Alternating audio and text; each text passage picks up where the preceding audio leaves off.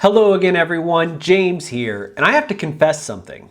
Over the course of the last couple of years and making hundreds of these videos, I've told you to do things that may ultimately not be good for your mental or physical health or even your career without really giving you that warning. So in this video, we're going to talk about something that I think we all need to do a little bit more of in 2021. Now I know that we all like to think that we are these evolved creatures who have come so far from the days of being cave people, but truth be told, we still have a lot of that old leftover nonsense in our brains, and it's very easy to trick us. It's very easy to get us addicted to things that give us some sense of serotonin or purpose or place in this world, and above all else, nothing does this more in 2021 than the internet. And I mean, we could specify social media, but it goes for all of it. I mean, how often are you sitting on your couch watching Netflix, the episode ends, and then you see that countdown hit where it says, next episode in 3, 2, 1, and before you can even think, it just gives you something else to watch. And there's a reason for that. It's because these algorithms that have been designed on the internet to keep us busy understand that if it gives us too long to think about what we're doing, we'll probably stop doing that thing. We'll realize that we're doing too much. And all too often on this channel and anywhere on the internet that you look for advice on how to advance your career in music, we focus on doing more, on being more productive, on being more creative, on being more engaging. But I think that it's time that we take a moment to talk about the other thing that's absolutely necessary to have a successful career, and that is learning to disconnect. And I understand that you get the concept of just not doing a thing, but it's very hard. I mean, technology taps into our lizard brains and convinces us that we're doing something productive, but all we're really doing is being consumers. We're paying Netflix, we're giving our time to Twitter, we're looking at ads on Instagram, we're helping these giant corporations continue to make money while hurting our own ability to be productive and be creative, at least in the long term, and also in the short term, because how many times have you told yourself today is the day that you're going to send that email or write that essay or get that album art finished, but instead you end up binging 12 episodes of Law and Order and then you don't even know what happened with your day. I mean, that happened to me literally this week. And a big part of the problem is that we've allowed these big tech companies and all these experts in all these fields to tell us that we have to be connected at all times. We have to stay on top of the pulse of culture or else it's just going to blow right past us. We have to watch all of the new series that are consuming everybody's lives. We have to see all of the biggest movies. We also have to be creating content. We have to be watching content. We have to be engaging with our fans. We have to be coming up with new ideas to engage with our fans in the future. We have to be replying to emails. We have to be making videos for YouTube or for TikTok or for Instagram. We have to be making reels. We have to be posting photos and taking photos and editing photos, and it just goes on and on and on. But this goes back to something we've been talking about a lot on the channel, which is the idea of busyness versus the idea of productivity. And I think if we really think about it, if we really look at our lives and the way that we spend our time online, we'll realize that we are a lot more busy than we are productive. And there's a way to fix that. You see, the truth of the matter is, too much of anything is bad. And we've been told this our entire lives. I mean, if you go to the gym too much, you're gonna get overworked. If you work too much, you're going to be exhausted and burn out. If you eat too much, you'll gain a ton of weight. If you drink too much water, you'll die. And the same thing goes for the internet. If you spend too much time consuming things on the internet, you will ultimately stop producing anything of interest to yourself, and you'll just be sounding off into a giant echo chamber of other people who are stuck at home or stuck at work or wherever they're at in their lives, just contributing to the whole flow of nonsense that keeps us all glued to the magical rectangles that we carry in our pockets. It's not necessarily a bad thing when you think about it in the context that everyone is pretty much doing that all the time. We're all just opening Instagram 25 times a day.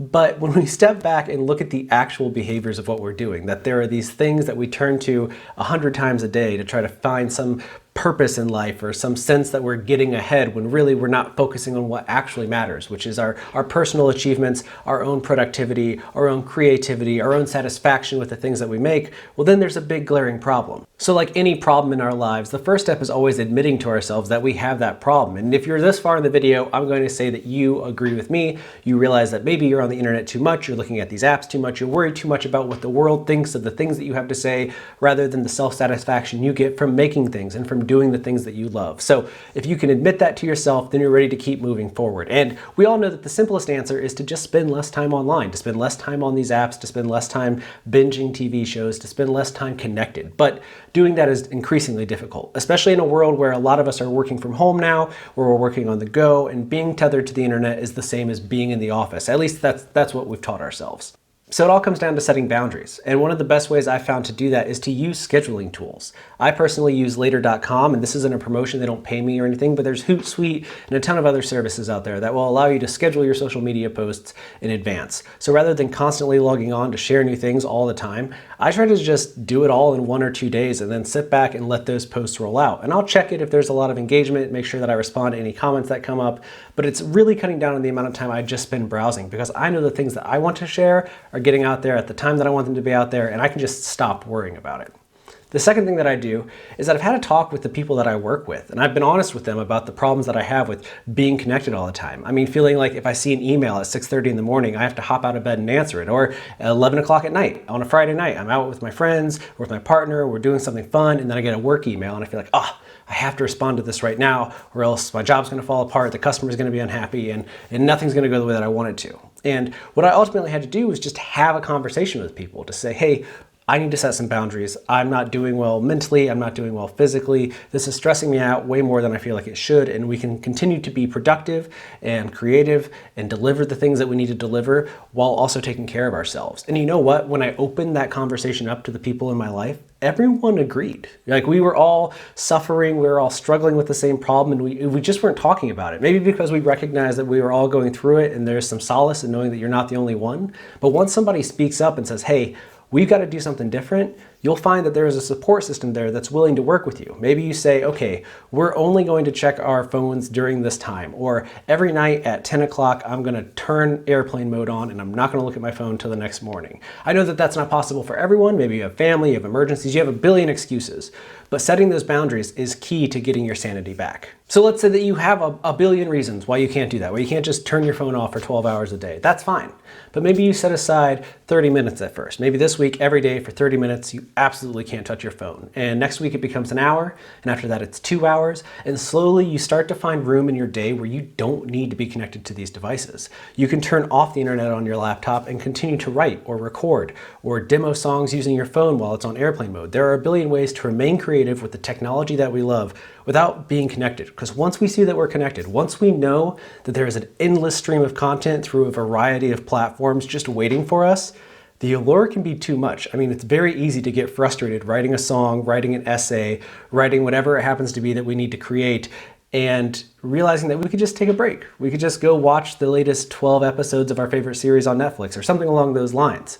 It's all about stepping away and kind of forcing ourselves to go cold turkey with this stuff a bit, to say, for the next 30 minutes, I'm not going to be on my phone. And then an hour and 2 hours and 3 hours, and as much as you can make it. Maybe you even take a vacation and you use a whole weekend where you just turn your phone off. You just say, this weekend, I'm not going to be on my phone. I'm going to be out of town. I'll be unavailable. I'll get back to everything on Monday. And the people in your life that accept that are the people that you want to have around. And the people that, get upset about the fact that you want to be disconnected, well, try to be gentle with them, but also be firm. Stick this course because it's okay.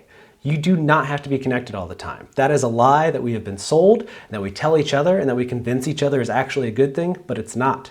When you take time away, when you disconnect and you allow your brain to relax and stop just being inundated with a flood of content 24/7, you'll find that you're more creative, you're often happier, you sleep better, and you worry a lot less about what's going on in the world. And you can focus on the things that truly matter to you. And that's what I want for you in your career, because that's where success comes from finding happiness in the things that you're pursuing, from engaging with fans in meaningful ways, from doing things that will make people happy, that will bring goodness into this world. So again, I feel like I owe you an apology because I have spent so many years of my life, not just on these videos, but in writing and a billion other pursuits, telling people that they need to be online, they need to be productive, they need to be creating. And the truth is, you do need to do all those things, but in moderation. You also have to take care of yourself because, like we end every single video here on the channel, I believe that one of the most important things in this world is taking care of yourself because you deserve it. You deserve a break. So don't be afraid to give yourself one. And when you're ready to learn more and do more, I'll be right here. So if you haven't done so already,